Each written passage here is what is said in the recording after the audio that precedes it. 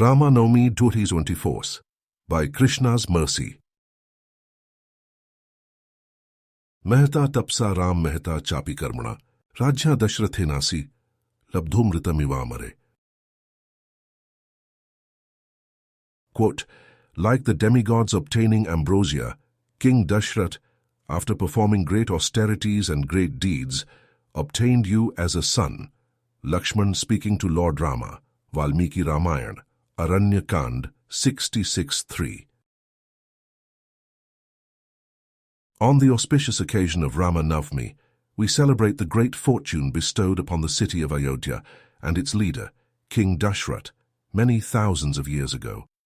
Those blessings continue to flow, as simply remembering the person who appeared in that place, in his divine Janma, is as good as returning to the setting of the original event. The appearance was not an accident, it was not a chance occurrence. Though certainly predestined, put together in the mind of Vishnu, and even announced beforehand, there was some work involved by the key participants. They acted in ways that made them eligible to receive the benediction of close association. We have confirmation from a conversation between Sri Rama and his younger brother Lakshmana. Rama is the person to whom we offer our prayers, our appreciations, our remembrances, our hopes, our dreams, and our vows to continue in devotion into the infinite future, in the manner of Lakshmana building a cottage and showing eagerness to serve for 100 years straight. If so requested, devotees of the Supreme Lord will try to maintain that link in consciousness, yoga, and overcome any obstacles they should encounter. Parvana smikakutsthatvai varshashatam sthite, swayam tu ruchire deshe kriyatamiti mam vad. Quote, O Rama, for as long as you shall stand before me, even if it be for 100 years, I will always remain your servant. Therefore, you should be the one to choose a beautiful and appropriate place for the cottage. After you have selected a spot, please then command me to start building. Lakshmana speaking to Lord Rama, Valmiki Ramayana, Aranya Kand 15:7. One time Lakshmana felt compelled to remind Rama of his importance in this world. That devoted younger brother, who can also be addressed by the name Ramanuja, recalled that their father had received Rama as a son only after certain conditions were met. 1. Deeds. The Sanskrit word is karmana. The deeds for Dasharatha were mahata, or great. The name of that king itself has an interesting origin. We might not believe that someone has that capability, but this was no ordinary person. Dasharatha was so named because of the chariots charging his way from the different directions. The directions number 10. Up, down, north, south, east, west, and the four corners. Imagine a chariot fighter approaching, with full vim and vigor, ready to release arrows with pinpoint accuracy. These will be targeted strikes. On the other side, the defender has to respond with the strictest attention. They cannot rely on advanced machinery. There is no blip on a radar to watch or alarm to sound a warning. The defender has to do just that, defend. If they are the leader of the community, then others are counting on them to protect.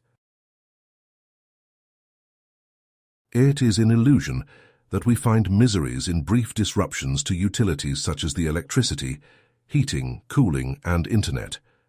We are upset that we missed the important game on television, or that our favorite character did not win the latest season of the reality television competition.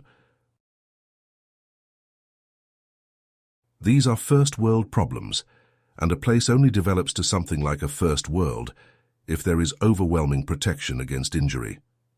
If the criminals are held in check, if foreign nations desist in their approach for world domination, if enemies have to think twice before attacking the innocent. Protection requires protectors. Dasharatha was the most capable in this area.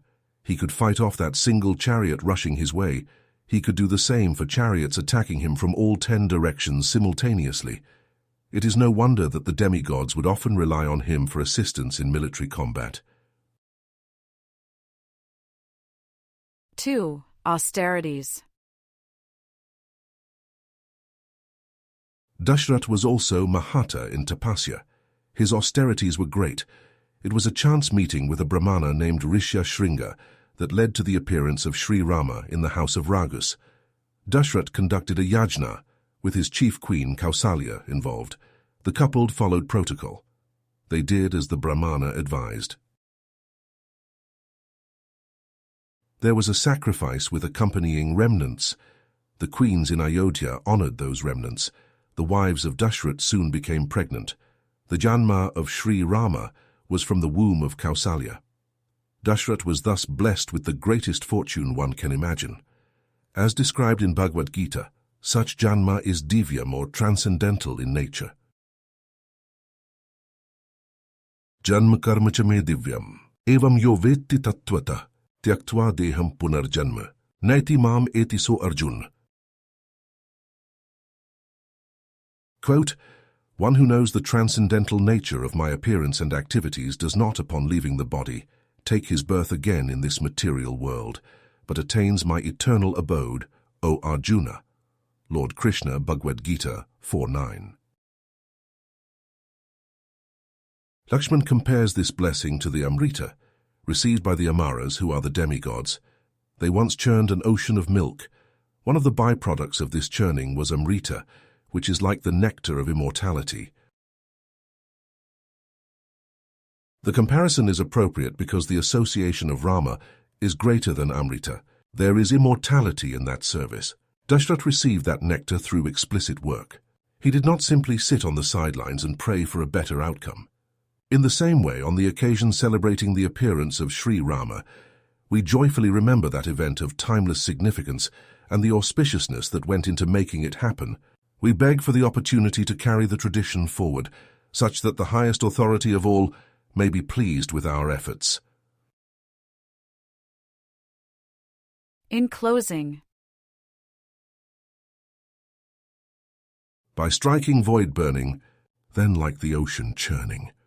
To the gods nectar receiving, wives of Dasharatha conceiving, such that Sri Rama blessed to appear. To all of Ayodhya beloved and dear, of timeless significance that event, celebrated still is Vishnu's descent.